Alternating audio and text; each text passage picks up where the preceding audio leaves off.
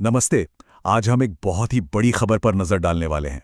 भारत और यूरोपीय संघ के बीच एक ऐतिहासिक व्यापार समझौते को आखिरकार मंजूरी मिल गई है। चलिए समझते हैं कि इसका असल में मतलब क्या है।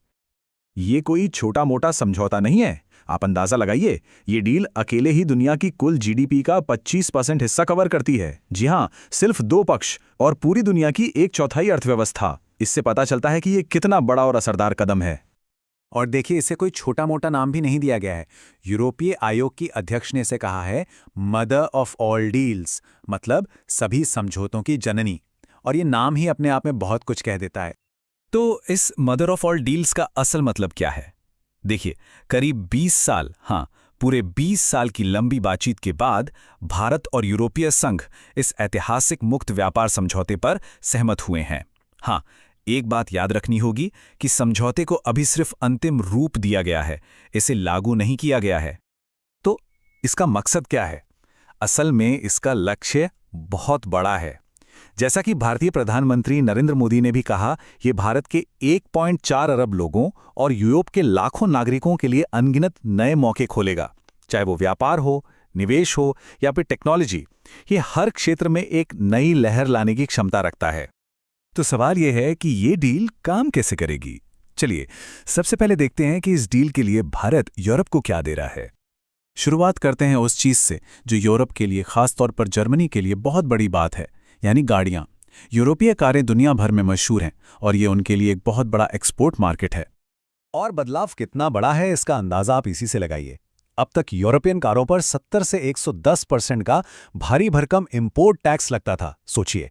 और अब ये अगले 5 सालों में घटकर सिर्फ 10% रह जाएगा। ये तो मतलब पूरा गेम ही बदल देगा। अच्छा, गाड़ियों के अलावा एक और बड़ी चीज है, यूरोपियन शराब। यूरोप की स्पिरिट्स और वाइन की भारत में हमेशा से ही काफी मांग रही है, लेकिन ऊंची कीमतों की वजह से यह हर किसी की पहुंच में नहीं थी। यहां भी बदलाव बहुत बड़ा है। अभी देखिए, यूरोपियन शराब पर 150% का जबरदस्त टैरिफ लगता है। अब इसे 2 हिस्सों में कम किया जाएगा, पहले 75% और फिर सीधा 20% पर लाया जाएगा। इसका सीधा सा मतलब है कि भारत में यूरोप की ब्रांडेड शराब काफी सस्ती हो सकती है। तो अगर पूरी तस्वीर देखें तो भारत की तरफ से ये एक बहुत बड़ी पेशकश है। मतलब भारत लगभग 97% यूरोपियन प्रोडक्ट्स पर टैरिफ या तो हटा देगा या बहुत कम कर देगा। सिर्फ 3% चीजें ही हैं जो इस दायरे से बाहर रहेंगी। तो जाहिर है, सवाल उठता है कि बदले में भारत को क्या मिल रहा है। चलिए अब डील के दूसरे पहलू पर नजर डालते हैं कि यूरोप भारत को क्या दे रहा है। और यहां मामला और भी दिलचस्प हो जाता है। यूरोपियन यूनियन की तरफ से जो कमिटमेंट है वो और भी बड़ा है। अगले 7 सालों में ईयू भारत के लगभग 99.5% एक्सपोर्ट्स पर से टैरिफ हटा देगा। आप सोचिए, ये तो एक तरह से भारतीय सामान के लिए यूरोप का दरवाजा पूरी तरह से खोल देने जैसा है। तो इससे फायदा किसे होगा? देखिए, भारत के कई मजबूत सेक्टर्स हैं, जैसे समुद्री उत्पाद, लेदर का सामान, chemicals, James and jewellery, textiles और हाँ, फार्मास्यूटिकल्स। इन सब के लिए यूरोप के बाजार में एक नई पहचान बनाने का ये एक सुनहरा मौका है। और हाँ, ये डील सिर्फ चीज़ों के खरीदने बेचने तक ही सीमित नहीं है। इसमें एक और अहम बात है। यूरोपियन यूनियन भारत में क्लाइमेट चेंज की चुनौतियों से लड़ने में मदद के लिए 500 मिलियन यूरो का एक क्लाइमेट फंड भी बनाएगा। इससे पता चलता है कि ये पार्टनरशिप अब ट्रेड से आगे बढ़कर एक स्ट्रेटेजिक लेवल पे जा रही है। लेकिन कहानी में एक पेंच भी है। भले ही डील फाइनल हो गई हो, पर अभी भी कई ऐसे सवाल हैं जो साफ नहीं हैं और जो कह सकते हैं कि आगे चलकर थोड़ी मुश्किलें पैदा कर सकते हैं। और इनमें सबसे बड़ा मुद्दा है सीबाम, यानी कार्बन बॉर्डर एडजस्टमेंट मैकेनिज्म। अब ये क्या है? आसान भाषा में कहें तो ये ईयू का एक तरह का कार्बन टैक्स है।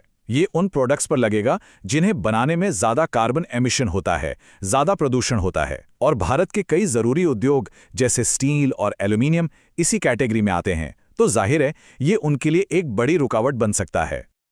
और यहीं पर वो सबसे बड़ा सवाल है जिसका जवाब अभी तक किसी के पास नहीं है। क्या भारत को इस कार्बन टैक्स से कोई छूट मिलेगी? भारत ने इसकी मांग तो की थी, पर इस पर आखिर में क्या तय हुआ, ये अभी तक साफ नहीं है। और ये इस डील का एक बहुत ही नाजुक पहलू है। सीबैम तो है ही, पर इसके अलावा भी कई और चीजें हैं जो अभी धुंधली हैं, जैसे कि नॉन टैरिफ बैरियर्स, मतलब ईयू के जो बहुत सख्त क्वालिटी स्टैंडर्ड्स हैं वो भारतीय सामान को रोक सकते हैं। इसके अलावा इन्वेस्टमेंट और रोजगार को लेकर क्या खास नियम कायदे हैं, इस पर भी पूरी जानकारी अभी बाहर नहीं आई है। तो सवाल उठता है कि ये सब अभी ही क्यों हो रहा है। इस डील को ठीक से समझने के लिए हमें थोड़ा जूम आउट करके दुनिया भर में जो ट्रेड का खेल चल रहा है उससे देखना होगा। देखिए, पहले दुनिया में व्यापार का तरीका थोड़ा अलग था। सब कुछ वर्ल्ड ट्रेड ऑर्गेनाइजेशन यानी WTO जैसी बड़ी संस्थाओं पर निर्भर था। वहां सारे देश मिलकर नियम बनाते थे, पर यह तरीका अक्सर बहुत धीमा और पेचीदा होता था।